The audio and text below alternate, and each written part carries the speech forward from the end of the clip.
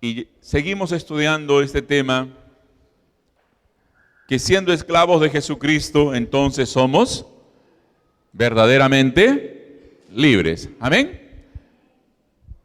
Amén, hermanos. Esclavos de Jesucristo somos entonces verdaderamente libres. Glorias sean dadas a Dios. La semana pasada estuvimos observando sobre el hecho de que somos esclavos, pero hemos sido adoptados. Aleluya. Ahora somos miembros de la familia de Dios y nuestro Dios es ahora nuestro Padre. Amén. Es toda esta gloria del creyente, ¿no? La gloria del creyente.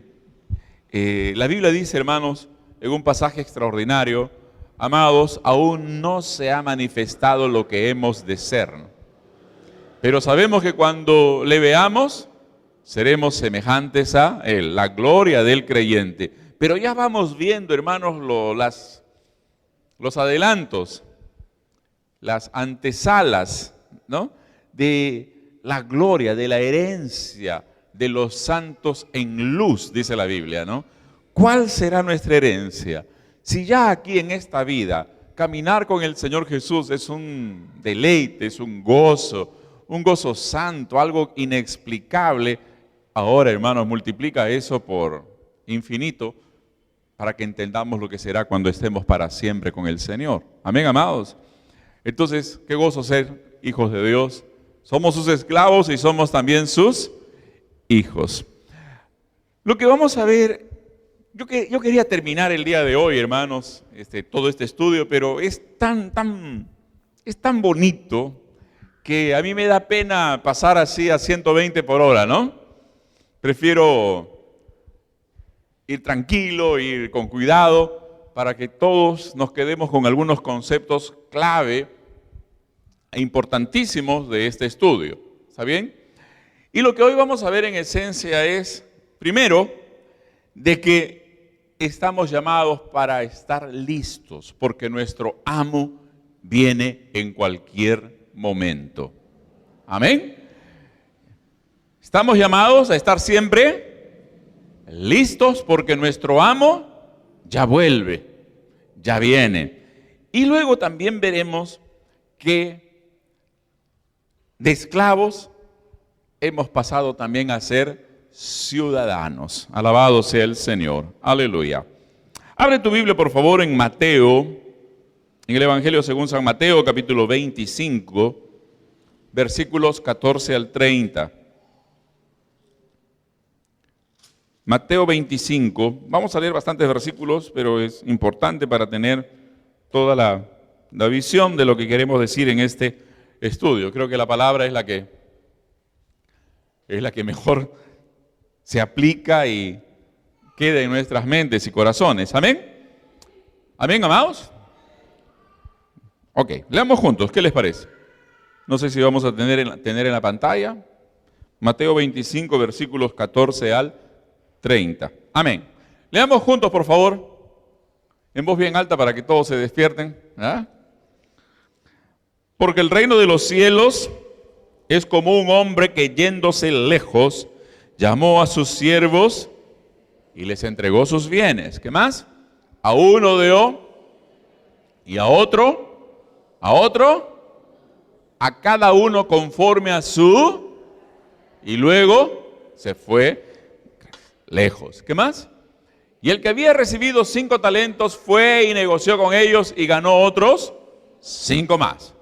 Asimismo, el que había recibido 2, ganó también otros 2. Pero el que había recibido 1 fue y cavó en la tierra y escondió el dinero de su señor. Después de mucho tiempo, vino el señor de aquellos siervos y arregló cuentas con ellos. Y llegando el que había recibido 5 talentos, trajo otros 5 talentos, diciendo: Señor, 5 talentos me entregaste, aquí tienes, he ganado otros 5 talentos sobre ellos. Y su señor le dijo: bien, buen siervo y fiel, sobre poco has sido fiel, sobre mucho te pondré, entra en el gozo de tu Señor. Llegando también el que había recibido 2 talentos, dijo, más fuerte hermanos, conmigo, Señor, 2 talentos me entregaste, aquí tienes, he ganado otros 2 talentos sobre ellos. Su Señor le dijo, bien, buen siervo y fiel, sobre poco has sido fiel, entra en el gozo de tu Señor. Sigue más. Pero llegando también el que había recibido 1 talento, dijo, Señor, te conocía que eres hombre duro, que ciegas donde no sembraste y recoges donde no esparciste, por lo cual tuve miedo y fui y escondí tu talento en la tierra. Aquí tienes lo que es tuyo. Respondiendo su señor le dijo, siervo malo y negligente, ¿sabías que ciego donde no sembré, que recojo donde no esparcí? Por tanto, debías haber dado mi dinero a los banqueros, y al venir yo hubiera recibido lo que es mío con los intereses. Quitadle pues el talento y dadlo al que tiene 10 talentos, porque al que tiene y tendrá más, y al que no tiene, aún lo que tiene le será quitado. Y al siervo inútil, echadle en las tinieblas de afuera. Allí será el lloro y el crujir de dientes. Si hay alguien que tiene miedo, diga amén. Si hay alguien que tiene miedo luego de leer este pasaje, diga amén. Y hay que decir amén, porque es una de las parábolas más serias, con una de las enseñanzas más serias que el Señor Jesús nos dejó. ¿Está bien, hermanos? Ahora, ¿por qué? ¿De dónde viene? Una vez más, hermanos, esta figura viene del sistema que había en aquellos días de esclavitud. Entonces, cuando un esclavo que no veía a su amo con frecuencia, sabía o entendía o le decían, oye, el amo va a volver. ¿Qué tenía que hacer el esclavo? Se ponía a trabajar duro. ¿Para qué? Para que cuando llegase su amo fuese aprobado y entonces fuese recompensado, porque también si el amo llegaba y desaprobaba su trabajo, no le gustaba lo que el esclavo había hecho, también podía ser castigado.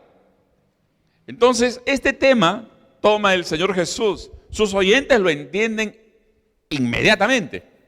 Nosotros no lo entendemos mucho, porque no conocemos esa estructura, ¿verdad? Pero la enseñanza está clara, está sumamente clara para nosotros. Entonces, lo que acabamos de leer, hermanos, es que en esencia, un día nuestro Señor Jesús va a volver. ¿Amén? Amén, amados. Nuestro Señor va a volver. Y todos tendremos que rendir cuentas. Él va a ver nuestro trabajo, Él va a ver lo que hicimos para Él, y entonces de Él viene la aprobación o el castigo también, la recompensa o el castigo. En esta parábola, amados, es muy interesante, ¿no? Dice que el Señor le da a unos 5 talentos, a otro le da 5 talentos, cada talento calculen unos $1,000, si no me equivoco. Al otro le da 2 y al otro le da 1, conforme a la capacidad. ¿Ya? Y la Biblia dice que se fue lejos. Se fue lejos y también, por mucho, la idea es que se fue por mucho tiempo, por mucho tiempo. En otras palabras, había tiempo suficiente ¿para qué? Para hacer producir, ¿verdad? Hacer crecer aquello que el amo les había dado. ¿No? Es interesante eso. Nadie puede decir, no he tenido tiempo suficiente para producir o multiplicar aquello que Dios me ha dado. Nadie. Recuerden, hermanos queridos, esto nos habla de la segunda venida del Señor Jesús, que entre la primera y la segunda ya hay un poco más de 2000 años hasta el momento. Viene el primero con 5 talentos y le dice, Señor, acá tienes 5 más, Señor. Esto es lo que pude hacer. ¿Y el Señor cómo le respondió? Bien, buen siervo. Buena, siervo fiel. Entra en el gozo de tu Señor. Sobre poco fuiste fiel, sobre mucho te pondré. Entra en el gozo de tu Señor. Viene el otro con 2 talentos y le dice, Señor, gané 2 más. Aquí está, Señor. Una vez más. Lo mismo que le dice al primero, le dice al segundo. Es interesante, ¿verdad, hermanos, o no? En otras palabras, el Señor no nos pide que produzcamos todos igualito. ¿Está bien o no? El Señor no nos pide que todos produzcamos igualito. Yo me quedo, hermanos, así absorto a veces cuando veo tipos que tienen una facilidad para escribir libros. Wow, digo, agarran un papel y ya comienzan a escribir. Tienen una facilidad tremenda, un talento que Dios les ha dado para ello. Piensan y ya escriben. Hay otros que nos cuesta escribir nuestro nombre, ¿no? ¿Cierto? Pero Dios no nos va a pedir lo mismo a ambos. ¿Cierto? Dios no te pide lo mismo. Y esto es maravilloso, querido hermano. ¿Sabes por qué? Porque muchas veces el enemigo nos puede meter su típica estrategia o táctica, mejor dicho, de compararnos con otros. ¿Ya? Y como tú no haces lo mismo que otro hace, tú dices, no, que haga él, yo no puedo hacer nada. Es vieja táctica del enemigo. Lo que esta palabra nos enseña es que con lo que Dios nos dio, con eso tenemos que servirle, y eso que Dios nos dio, tenemos que multiplicarlo. ¿Por qué? Porque viene el último, el tercero. Señor, me diste un talento, acá está lo que es tuyo. O sea, todavía fresco, ¿cierto o no? Acá está lo que es tuyo, Señor. Hice un hueco en la tierra, lo cavé y bueno, ahora, porque yo sabía, Señor, que tú eres medio duro, Señor, y te gusta sembrar. O sea, todavía lo acusa, ¿no? Al Señor. Lo acusa a su Señor. Pero, Señor, con tal de no perderlo, aquí está lo que es tuyo. No gané nada, pero tampoco lo perdí. ¿Y qué le dice el Señor a este hombre? Siervo malo y negligente. Negligente es una palabra traducida al castellano de manera elegante, ¿ya? Pero en el original la palabra es bien más dura. La palabra es más o menos siervo malo y tonto o estúpido, algo así. Es muy fuerte la palabra. Es muy fuerte esa palabra. Entonces, mis amados hermanos, este hombre negligente no produjo nada. Y es interesante que el Señor le dice así, hubieras dado este talento a los banqueros, de manera que al volver yo hubiese recogido lo que es mío más los intereses. ¿Se dan cuenta ustedes lo que está diciendo aquí el Señor? No necesitaba siquiera esforzarte tanto. No necesitabas negociar, ya digamos que no eres bueno ni para negociar, ni para vender, ¿no? El que tiene 5 talentos vende hasta piedras. Supongamos que tú no tienes esa habilidad para reproducir el dinero, pero dalo a un banquero. Que el banquero haga el trabajo por ti. Y ustedes saben cuánto pagan los banqueros, cuánto dan los banqueros de interés, ¿no? ¿Cierto, hermano? ¿Cuánto están dando ahora? ¿Quién sabe? En dólares te dan 1.5 al año, creo, hermano, una cosa así, al año. Hermano Eric, tú que eres experto en finanzas, más o menos por ahí va, ¿no? 5, plazo fijo a 40 años. ¿Serio? 5% plazo fijo a 40 años, más o menos. En otras palabras, dense cuenta cómo el Señor le está diciendo. Tú no puedes, pero dalo a alguien. Júntate con alguien, pero produce algo. Segundo, no te exijo demasiado, pero te pido que por lo menos lo que te di crezca un poco, ¿o no? Imagínate que ese talento, el primero tenía 5, ganó 5, el segundo tenía 2, ganó 2. Imagínate que el otro que tenía 1, no ganó 1 más, ya que le dio un banquero. Solamente ganó, ¿cuánto? El 10%. El Señor dice, ya, lo mío más los intereses, está bien, con tal que haya crecido. La enseñanza es clara. La enseñanza es sumamente clara, ¿no? Muy, muy clara para todos nosotros, mis amados hermanos, y como les decía al comienzo, nos debe llevar esto a tener un poco de temor. ¿Por qué, hermanos? Porque ese amo, ese Señor, representa a Cristo cuando venga en su segunda venida. Aquellos esclavos representan a los creyentes, a ti y a mí, a quienes se nos han dado, hermanos, recursos, se nos han dado habilidades, se nos han dado bendiciones, se nos han dado oportunidades. Rick Warren suele decir de que hay 3 T, ¿no? 3 T que Dios nos da, ¿no? ¿Recuerdan ustedes? Les enseñé hace un tiempo atrás, yo ya me estoy olvidando. Primero, las 3 T. Tiempo, ¿qué más? Talentos y tesoros. Bien, gracias hermano, qué bueno que se han recordado. El profesor se olvida y los alumnos no. Eso es bueno, habla bien del profesor. Tiempo, talento y tesoros. Rick Warren dice, en las 3 se reduce todo lo que Dios nos ha dado. ¿Qué le parece, hermanos?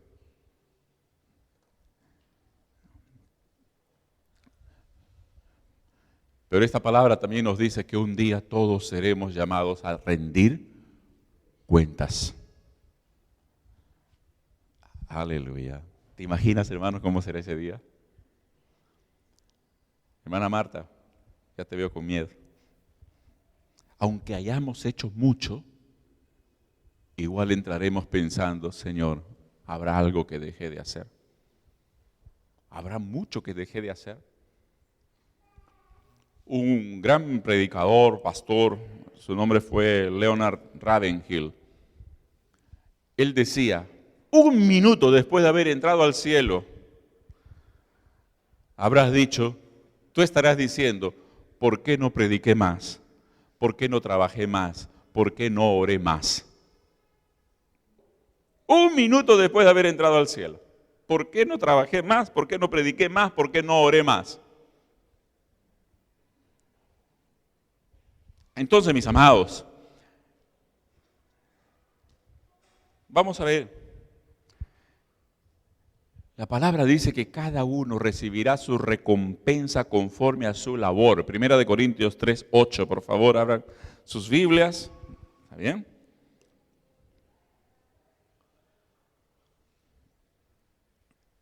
Aleluya. Yo les animo, hermanos queridos, a que lean después 1 Corintios 3. Jóvenes acá, frescos todavía, con las neuronas al 99%, apréndanselo de memoria. Apréndanselo de memoria. Así que ni el que plante es algo, ni el que riega, ¿no?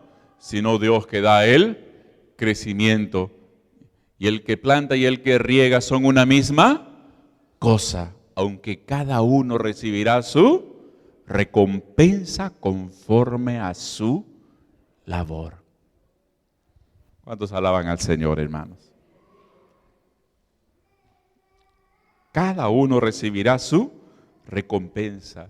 Y qué preciosa recompensa será, hermanos, escuchar a nuestro Señor decir, bien hecho mi siervo, entra en el gozo de tu Señor. Entra en el gozo de tu Señor. Pero el tercer esclavo representa también a cierto tipo de creyentes. Creyentes que no se sirven a sí mismos. Y no producen ninguna ganancia para su amo, para nuestro amo celestial, ¿no? Fue infiel, fue desleal, fue echado en el infierno. Hermano, la cosa es seria. La cosa es muy, pero muy seria. Demanda, hermanos queridos, entonces que despertemos cada día. Miren, hermanos, yo les voy a explicar algo. La palabra de Dios es muy equilibrada. En la palabra de Dios hay mucho equilibrio, hay un equilibrio glorioso. ¿Está bien? Por un lado, la palabra nos enseña que debemos andar con temor y temblor. Por ejemplo, en este caso, andar en temor y temblor. Un día vamos a rendir cuentas, ¿cierto, hermanos, o no? ¿Ah? Y aquel que no produce nada, aquel que es negligente, aquel que recibe tanto de parte de Dios, porque un talento no era poca cosa. Cuando los oyentes de Jesús dijeron, wow, un talento, hermanos, era un montón. Era un montón.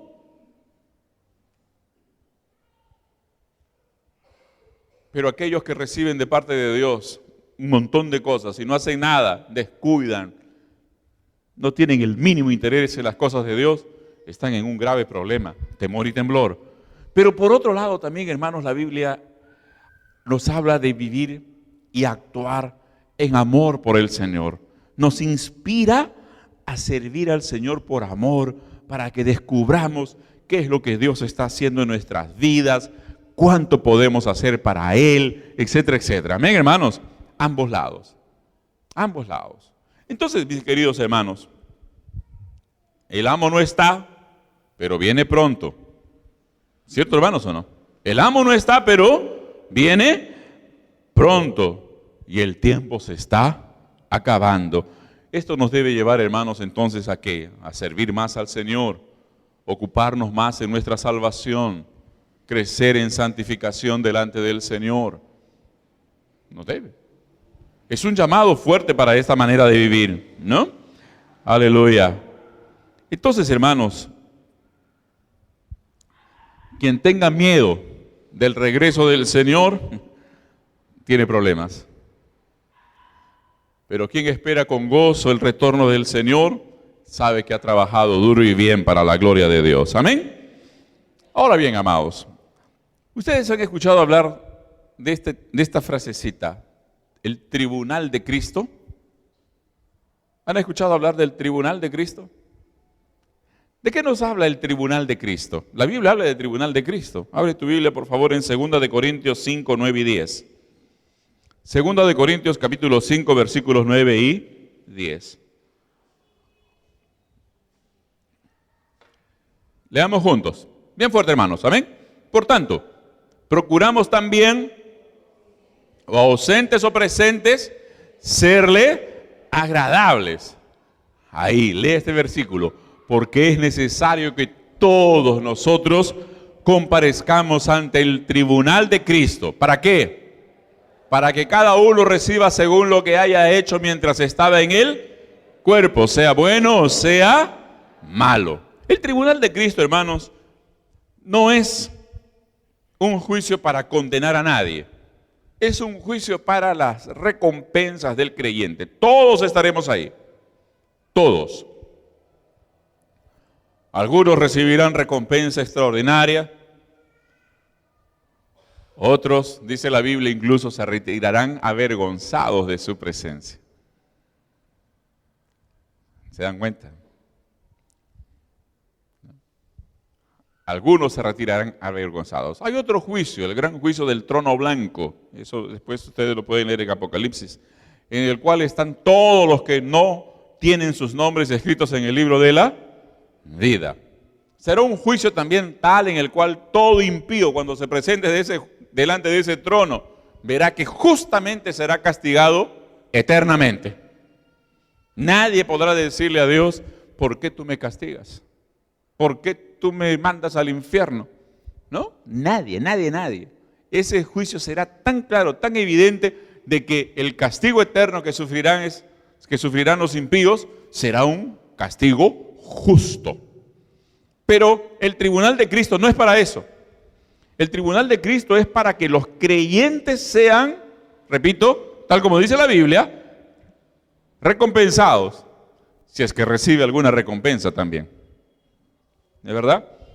Entonces, hermanos, teniendo en mente esto, teniendo en mente que un día estaremos frente al tribunal de Cristo, Pablo tuvo una determinación. En esta vida lo que más me interesa es ser agradable al Señor. Por eso hemos leído el versículo 9, ¿verdad? Versículo 9.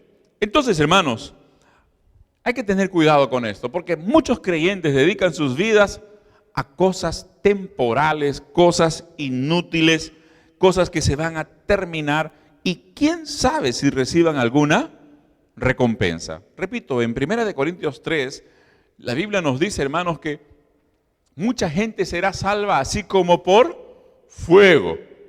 Más o menos la idea es, ustedes recuerdan cuando estaba en el colegio, la gente estaba en el colegio, usted estaba en el colegio y necesitaba para salvarse un 11, ¿estábamos o no? ¿Ah? Y en realidad tenías 9, 8, jalado, a repetir de año, pero de pronto comenzaba el suplicatorio, el profesor, ya profe, mi mamá me va a pegar si repito, ¿no? ¿De verdad? Ya, te voy a poner tu 11 para que no te peguen. ¿Cómo se decía en aquel entonces? Pasar por agua caliente, ¿cierto o no? Eso es pasar por agua caliente, esa es la expresión que tenemos. Aquí dice Pablo, hay gente que será salva como por fuego, a las justas. ¿Qué recompensa van a recibir? Ninguna. Bastante con que sea salvo. Bastante con que sea salvo. Entonces, amados, el problema es cuando uno como creyente se dedica, hace cosas que no tienen valor para la eternidad. Como decía esa frase de C.S. Lewis, ¿no? Las cosas que no son eternas son eternamente inútiles. ¿Ya? Entonces, Pablo escribe en 1 Corintios 3, 12 al 15, que esa obra será como madera. Vamos a leer, por favor, mejor. Está más bonito leerlo para que tengamos una mejor visión. ¿Ya? ¿Qué dice 1 Corintios 3, 12 al 15, por favor? 1 Corintios 3, 12 al 15. Amén. El versículo 11 es interesante. Dice, y ninguno puede poner otro fundamento que el que está puesto, el cual es, ¿quién? ¿Quién es el fundamento, hermanos? Cristo. Amén. Y si sobre este fundamento alguno edificare, ¿qué cosa? Oro, plata, piedras preciosas. O también, ¿qué cosa? Madera, heno, hojarasca. La obra de cada uno se hará manifiesta. Stop. Es decir, llegará un día en que todo lo que hayamos hecho será traído a la luz delante de nuestro Señor, el tribunal de Cristo. ¿Qué más? Porque el día la declarará, pues por el fuego será revelada. Y la obra de cada uno cual sea, ¿qué cosa? Sigamos. Si permaneciere la obra de alguno que sobreedificó, 15, y si la obra de alguno se quemare, él sufrirá pérdida. Si bien él mismo será salvo, aunque así como por agua caliente, más o menos, es la idea. Hermanos queridos, esto no debe llamar a temor y temblor. ¿Qué estamos edificando? Querido hermano, qué preciosa oportunidad que el Señor nos ha dado, qué preciosa oportunidad que el Señor nos ha dirigido para servirle, por ejemplo, en las células, para servirle en el discipulado. Las células, el discipulado, el evangelismo, el cuidar del nuevo creyente y qué sé yo, todo aquello, hermano querido, que usted conoce, a mi modo de ver, es construir con oro, plata y piedras preciosas. Amén. Pero dedicarse a cosas temporales. No tengo tiempo. No puedo. Tengo otras cosas que hacer y para allá. Es madera, heno y hojarasca. ¿Cuál es la gran diferencia, hermanos? ¿Qué pasa cuando metes el oro al fuego? Se purifica, brilla más. Pero mete la madera, mete el heno, mete la hojarasca al fuego. Queda nada. Por eso, amados, somos llamados a mirar desde la perspectiva de la eternidad. El asunto es que tantas veces miramos hacia abajo, miramos solamente el tiempo, estamos clavados en el tiempo. Y no levantamos el ojo y comenzamos a mirar un poquito el cuadro más amplio. No comenzamos a mirar un poco más el asunto de la eternidad, que un día vamos a rendir cuentas delante de nuestro Dios. Entonces, mis amados hermanos, sirve al Señor un poquito más. Sírvele al Señor un poco más. Dale un poquito más de tu tiempo. Construye para la eternidad. Glorifica al Señor con un trabajo, hermano querido, en el cual haya haya oro, plata, piedras preciosas. ¿No? Dios es fiel, hermanos. Dios es justo. Y la obra de todos será, ¿qué cosa, hermanos? Revelada. Ahora es interesante, hermanos queridos, en Mateo 25, en la parábola de los talentos. ¿Quién invierte los talentos? Gana más talentos. ¿Ah? Y es un principio espiritual, queridos, que no cambia. A veces los hermanos comienzan en la iglesia sirviendo al Señor en algo de repente sencillo. Ya comenzaron a invertir el talento que Dios le dio. ¿Cuál es el resultado? De aquí a poco Dios les está dando algo más, algo más, algo más, algo más. Estaba viendo, por ejemplo, en la historia de algunos pastores que conozco. Muchos de ellos comenzaron en sus iglesias, antes de ser pastores, usualmente como gente que trabajaba en la música. Le gustaba en la música, se involucraban en la música. Al estar en la música, poco tiempo después tenían que estar haciendo algún trabajo más. De repente tenían que hablar, tenían que predicar, tenían que dirigir. ¿Cuál es el resultado final? Dios les siguió dando más y más talentos. Más y más talentos. Pastores de iglesias enormes. Pastores de tremendas iglesias. ¿Por qué, hermanos? Porque cuando tú comienzas a hacer para el Señor, tú dirás: Señor, tengo un talentito, inviértelo, hermano. ¿Por qué? Porque Dios está viendo. Y Dios va a decir: mi hijo, tiene un talento. Oye, tenemos que darle otro más. Porque Él invierte el talento. Mi hija tiene 2 talentos, los está invirtiendo. Hay que darle 2 más. Porque así funciona. Pero aquel que dice: no tengo tiempo. O peor, no quiero. O aquel que dice: bueno, tengo ese talento, pero este es para mí nomás, pues. ¿No? Este es para mí nomás. Hermanos queridos, se está exponiendo al castigo divino. Vamos en serio. Pero ¿para qué tener miedo al castigo, hermanos? Cuando mejor es trabajar para el Señor y pensar: un día quiero que el Señor me diga: buen siervo y fiel, entra en el gozo de tu Señor. O mientras estemos en esta vida, amados, el Señor diga: oye, has sido fiel en esto poco, tocando la batería, ok, te voy a dar algo más. Has sido fiel discipulando, ok, te voy a dar mucho más, ya en esta vida. Hermanos, es glorioso este asunto, es glorioso. Es maravilloso este tema, hermanos. Pero nos lleva a ¿qué? A tener siempre mucho cuidado. Amén. Sigamos. Pero hay algo más, como les decía. Hemos visto que somos esclavos e hijos, pero hay algo más. También somos ciudadanos. ¿Cuántos dan gloria a Dios por ello, hermanos? ¿Ciudadanos de qué? ¿De dónde? Ciudadanos del cielo. Por eso la palabra dice: mas nuestra ciudadanía, ¿dónde está? ¿Dónde está nuestra ciudadanía? En los cielos. Hermanos, aún no hemos llegado. Todavía no hemos llegado al cielo. Pero ya somos ciudadanos del cielo. ¿Cuántos dan gloria a Dios por ello, hermanos? Ya somos ciudadanos del cielo. Parece raro, ¿no? Pero hay cierto, ¿cómo les puedo decir, hermanos? Cierto paralelo. Les explico.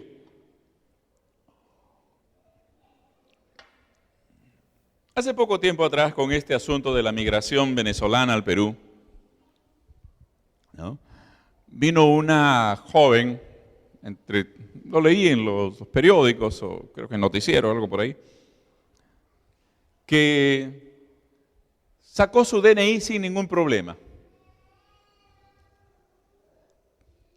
Lo que sucede es que ella no nacía todavía cuando sus padres peruanos se fueron a Venezuela. Y entonces, al estar en Venezuela y nacer allí, sus padres, repito, peruanos, la inscribieron en el consulado de Perú, en la embajada de Perú. Fueron a la embajada y dijeron, oye, ¿sabes qué? Nos ha nacido una venezolana, pero somos peruanos, así que, y por ley, hijo de peruano nacido en el extranjero es peruano, pero hay que inscribirlo en el consulado. Si no está inscrito, el Perú no lo conoce. Así que con este tema de que las cosas se pusieron mal en Venezuela, aquella joven se vino al Perú, pero se vino al Perú con todos los derechos. ¿Por qué?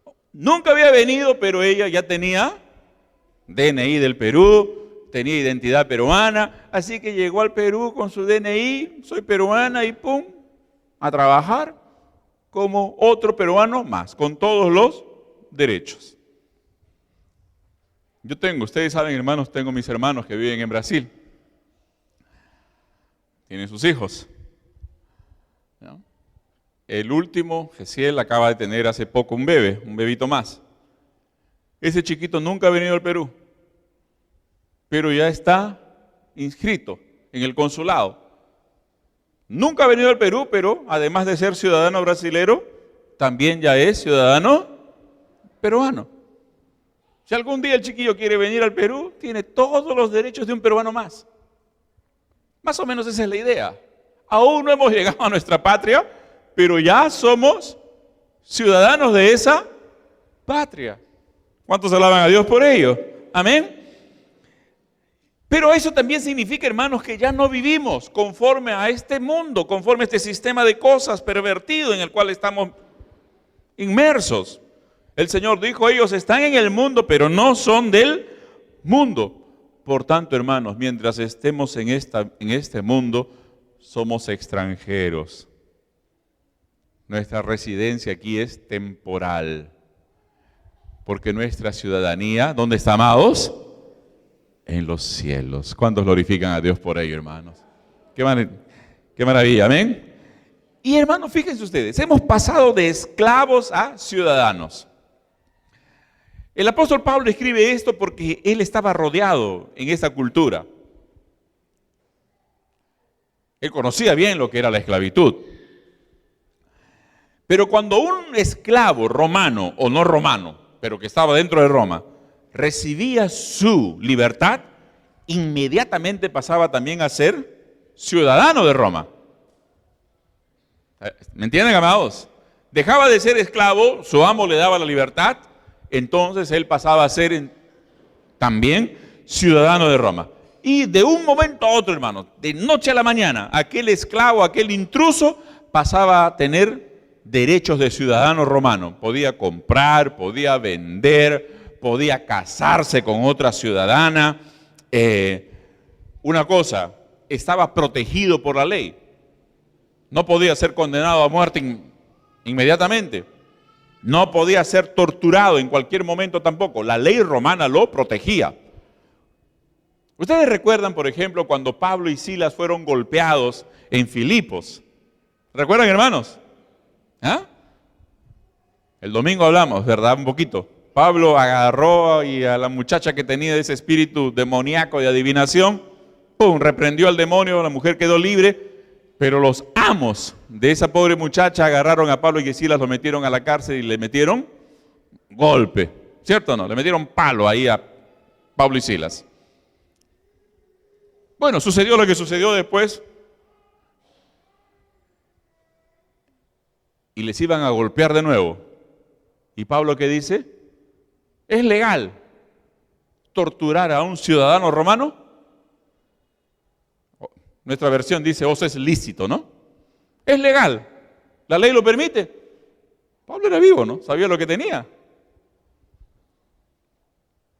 Y aquel tribuno, el oficial que les iba a golpear, dice, ¿eres ciudadano romano? Pablo le dice, sí, yo soy ciudadano romano. El otro le dice, yo compré la ciudadanía romana con una grande suma de dinero. Pablo le dice, yo soy ciudadano de nacimiento.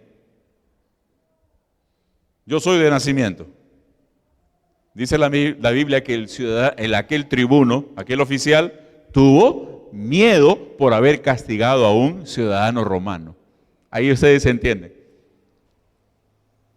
Ese esclavo, al que antes le podía caer palo en cualquier momento, cuando llegaba a ser ciudadano, la ley lo protegía. No podía ser tocado. Era un cambio repentino, tremendo. Pero había una cosa, todo ciudadano también tenía sus responsabilidades. Tremendas responsabilidades. Por ejemplo, Roma lo podía llamar. El Estado romano lo podía llamar en cualquier momento para que él fuese al ejército, por ejemplo. Si había un ataque por ahí, tenían que defenderse de algún enemigo. Era ciudadano. ¿Su responsabilidad cuál era? Tienes que venir y defender a Roma, no hay caso. Tenían también responsabilidades de otro tipo, civiles, etcétera, etcétera. Entonces, él tenía que mostrar su obediencia y lealtad al Estado. El típico ciudadano romano, entonces, para demostrar su lealtad a Roma, tenía que jurar frente a un busto, a una estatua del emperador. Esas estatuitas estaban en todo Roma, mientras duraba el reinado de ese emperador. Y así que el ciudadano romano tenía que ir, levantar la manito delante de esa estatua y decir, César es el Señor. El emperador es llamado por César. Ahí, como les expliqué en algún momento, los creyentes dijeron, no, nunca vamos a decir que César es el Señor.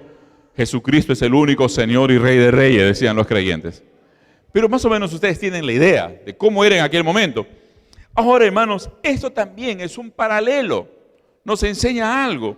Cuando el Señor, nuestro Dios, nuestro Padre, nos declaró libres, nos libró del poder del pecado, también nos dio la ciudadanía celestial y nos trasladó, dice, al reino de su amado Hijo. Colosenses 1:13, por favor.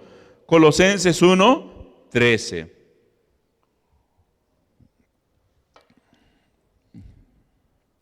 ¿Cómo dice? El cual nos ha librado de la potestad de las tinieblas. Más fuerte. El cual nos ha librado de la potestad de las tinieblas y trasladado al reino de su amado Hijo. Glorias sean dadas al Señor. Aleluya. Entonces, hermanos, somos ciudadanos del cielo. Primero, porque hemos sido declarados libres por nuestro Señor. Y segundo, también por nacimiento. ¿Por qué?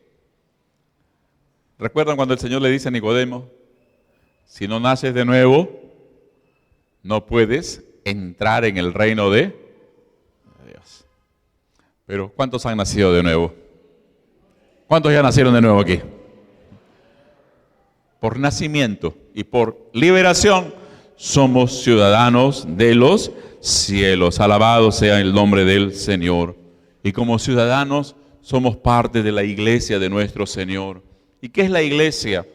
La iglesia son los ciudadanos del reino, ciudadanos del cielo, reunidos, llamados por el ciudadano principal, el ciudadano supremo, reunidos para tratar los negocios del reino y para defender los intereses del reino. Aleluya. ¿Qué estamos haciendo aquí, hermanos? Como iglesia del Señor. Si pensamos de una manera corporativa, por así decirlo, empresarial, ¿qué estamos haciendo acá? Estamos viendo los asuntos del reino. ¿Recuerda cuando Jesús le responde a su mamá, verdad? María llega, hijito, te hemos estado buscando, papito lindo, ¿cierto? Como toda mamá, ¿no? ¿Y qué le dice el Señor? Mamá, tengo que estar ocupado en los negocios de mi Padre. Eso es lo que hace la iglesia. se ocupa en los negocios de nuestro Padre. No son negocios monetarios, ¿verdad, hermanos, o no? ¿Son de qué tipo de negocios? Es un negocio espiritual. Estamos también, hermanos, defendiendo los intereses del reino. Por eso batallamos, peleamos, luchamos en oración, conquistamos vidas para nuestro Señor Jesús. Gloria al Señor. Ahora bien, hermanos, como ciudadanos, nuestras prioridades cambiaron.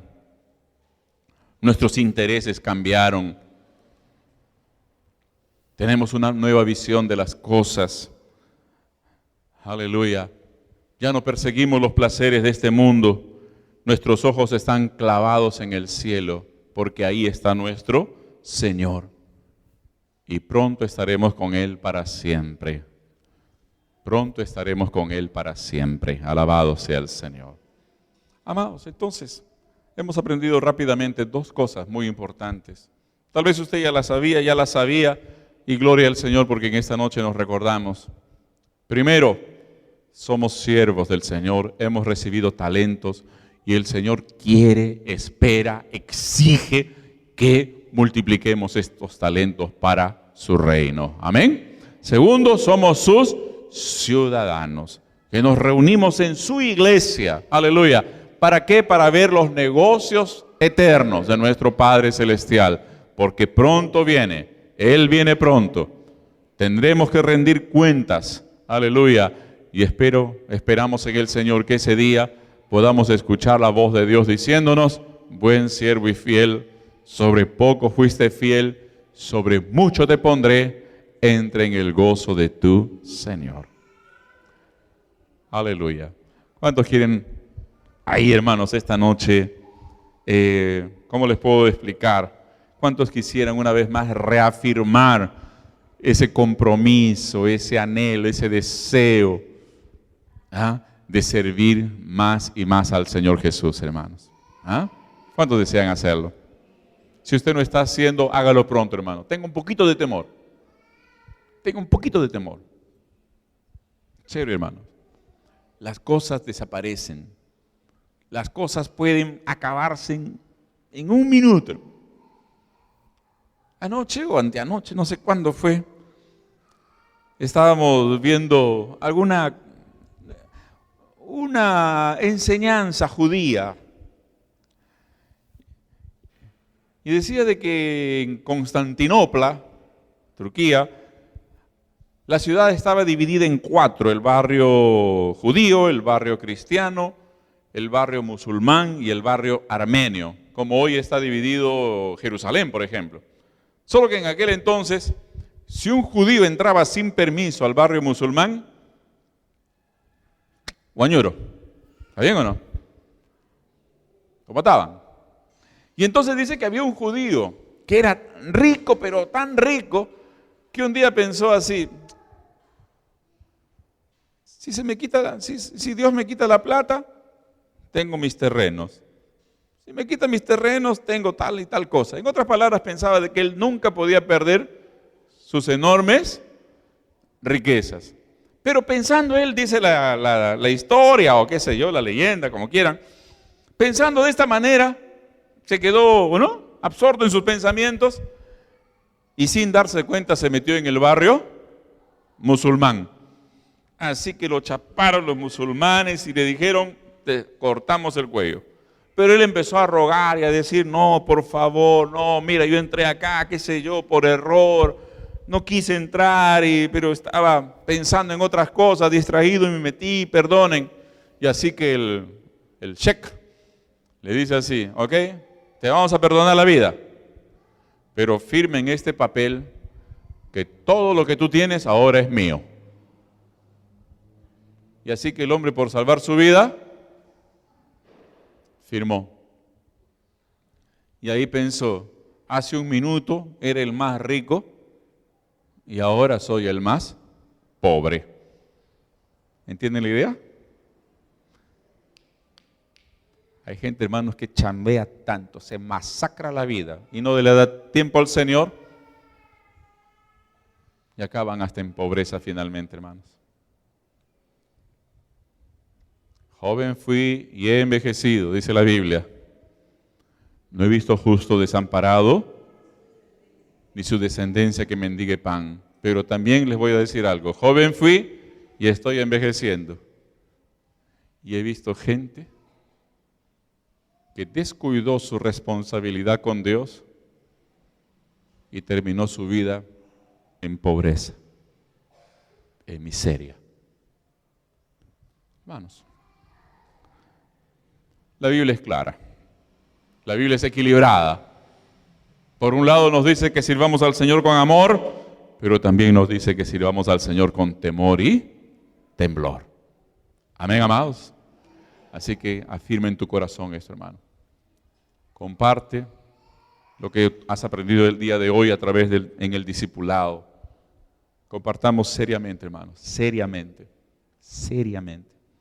Nosotros trasladamos la enseñanza de los martes a los sábados, teniendo en mente de que los sábados era un día donde hay más oportunidades, hay un poquito más de tiempo que durante la semana. Pero, bueno, quedan los fieles, como siempre, y eso es lo bueno. Pero me da un poco de temor por aquellos que creen que todo lo tienen bajo control. No, hermano, no tenemos nada bajo control. Nada lo tenemos bajo control. Nada. Dios puede mover su dedito así y con eso es suficiente, hermano. Pero mejor que mueva su mano y nos levante porque le estamos sirviendo fielmente. Amén. Pongámonos en pie, amada iglesia. Gloria al Señor. Aleluya.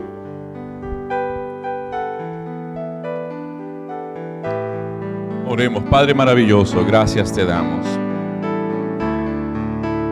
Enséñanos a contar nuestros días, dice el salmista, dice Moisés, de tal manera que traigamos al corazón sabiduría. Sí, Señor, enséñanos, Dios. Podamos tener temor en nuestra alma, Señor, que hemos recibido de ti tanta bendición, tantos recursos, tantas habilidades, tantos talentos, oh Dios amado, para multiplicarlos en tu reino. Somos ciudadanos, es nuestro privilegio, pero también, oh Dios, una enorme responsabilidad. Señor Jesús, concede, Señor, a tu pueblo tener Señor Jesús, este santo temor en el corazón. Que tú eres un juez justo, fiel, pero también exigente, Señor. Y tienes derecho a ser exigente, Señor. Porque salvarnos para ti, oh Dios, no fue un trabajo cualquiera. Salvarnos, redimirnos, no fue un paseo que tú hiciste por aquí, por la tierra, Señor. Viniste a dar tu vida, lo diste todo para que hoy nosotros estemos cantando felices y contentos. Pero lo mismo, Señor, entonces, por ser Dios y por haber hecho tanto por nosotros, te da derecho a exigirnos, a decirnos que tenemos que servirte fielmente. Y cada vez más, Señor, derrama, Señor, este santo temor en nuestros corazones, oh Padre, en el nombre de Jesús. Amén.